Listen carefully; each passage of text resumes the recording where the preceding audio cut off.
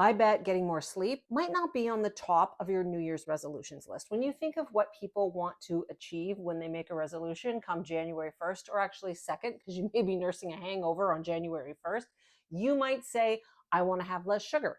I don't want to have so much alcohol. I'd like to get fit. I want to run a marathon. I want to eat more vegetables. I want to be healthy. The list goes on. But we're probably not sticking I need to get more sleep on the top of that list. But you should, because if you're not sleeping, all of that stuff can just fall by the wayside. This is why I wanted to talk about sleep and sleep hygiene in menopause as a back to basics video, because let's face it, when we are this age, we can have a lot of sleep disruption, and sometimes it helps to go back to basics to really think about what your environment is like when you're trying to sleep. Before I get going, I'm always going to say that my standard disclaimer applies, and that's below in the description. And welcome, my name is Tanya. If we've not met before, I like to unpack all things in midlife when it comes to food, mindful eating, health tips, and really just living our best and fullest life at this age and stage. If you want to do that with me, please subscribe to the channel. That lets the world know that us regular chicks who are 57 mean something. But seriously, let's talk about sleep in menopause and why you need it. Sleep is recovery, it's repair, it's human need. We need to sleep to function at our best. Yet all along the lifespan, there are things that disrupt our sleep. If you're anything like my 22-year-old right now, friends and partying are disrupting your sleep. There are so many things that can disrupt your sleep in menopause, including sweats, screens, stimulants, and even your schedule. We can talk about tons, but why don't we touch on these 4? Many of us find that we have sweats through the night when we are going through that perimenopause to menopause transition. I absolutely know what you're feeling, and once in a while I still get them too. And so when you think about your nighttime environment coming into your bedroom, what is the temperature? If you live with another person, you definitely may have arguments about what is the temperature that's best for you, because it's probably not going to be best for them. So this is where taking a look at your environment. How hot is it?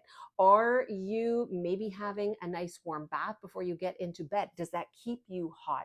What are your covers like? Do you have too many? Or do you have my problem where you go to bed freezing, so you have 30,000 blankets on the bed only to feel like you are sweating your pants off by 2 o'clock in the morning? Off come the covers, you feel so much relief, and then you're freezing again. We can't fix every night sweat or hot flash when it comes to perimenopause and beyond, but we can pay a little attention to our temperature and even some of the fabrics that we are wearing to bed. Cotton tends to be a little more breathable as opposed to polyester, and I find that I love to sleep in old t-shirts because they just feel more comfortable. Find something that works for you so that you can feel as temperature regulated as possible. There's a company on the internet called Cool Revolution PJs. I actually have a YouTube video on here that just briefly touches on the whole process of making these PJs for midlife women. They are such a lovely company. I would invite you to check that video out after and see if you're in the US, these could be a really good option for you to purchase. So if you find you can't get a handle on your hot flashes, pay attention to your stimulants, and that could be caffeine, sugar, or alcohol. They can affect people differently, but a lot of us in menopause really can't drink anymore. No, because it wrecks our sleep. I know it does for me. In fact, that will increase my night sweats more than caffeine. And I do find that if I have an anxious day and I pair it with maybe a little bit too much caffeine, that nighttime trying to fall asleep thing is the worst. I have anxious thoughts, but I'm also jacked on caffeine. And our livers change as we process that. Our digestion changes all through menopause. And I'll give you a tip on those anxious thoughts, at least my own 2 things that I do when I feel anxious at night and can't fall asleep. Now, one of the things that seems to come up regularly with all the kinds of people I've seen over the years, whether it was dental hygiene or even in coaching, is this me time thing for women. We feel like we don't have enough me time. So what do? We stay up late. And sometimes it is in bed scrolling on the phone. Sometimes we stay up late because it's quiet, everybody's gone.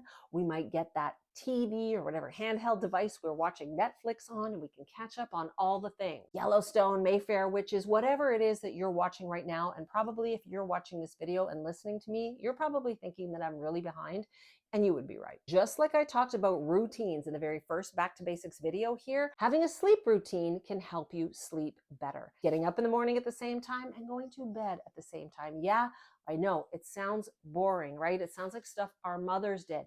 Sometimes at this age, we have like a whole resurgence of wanting to party like it's 1999 again. I had that on the weekend at a Christmas party. But seriously, that ruins me for days. I was unproductive the next day, and I go back to basics and think, okay, I got to get a handle on my sleep. So try and go to bed at the same time, even if you're dying to watch that show. It seems like a good idea to watch TV if you can't sleep. But what happens is, much like your TikTok binging, that light from the TV is affecting your brain and disrupting your sleep cycle. That blue light that comes from the television, your Kobo even, some people are sensitive to that. Your phone, it disrupts your sleep-wake patterns because your brain is saying, hello, somebody turn the lights on, it's time to party.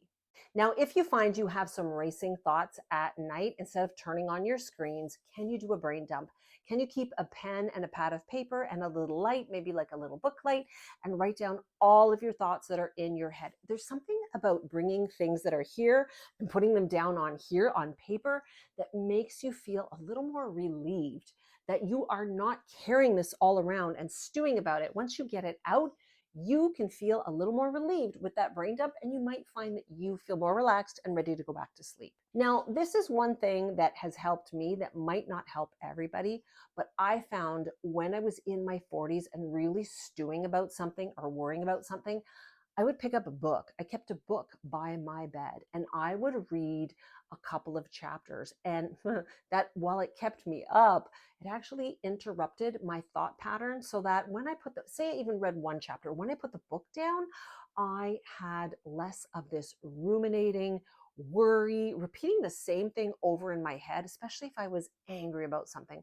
I could have conversations in my head with somebody and they're not even there. So that's what I have for you today in this Back to Basics video. Think about your night sweats. Can you make a connection to a stimulant? Are those night sweats just happening because sometimes they do? Or are they connected to a stimulant like caffeine, too much sugar? What about alcohol? What does that all look like?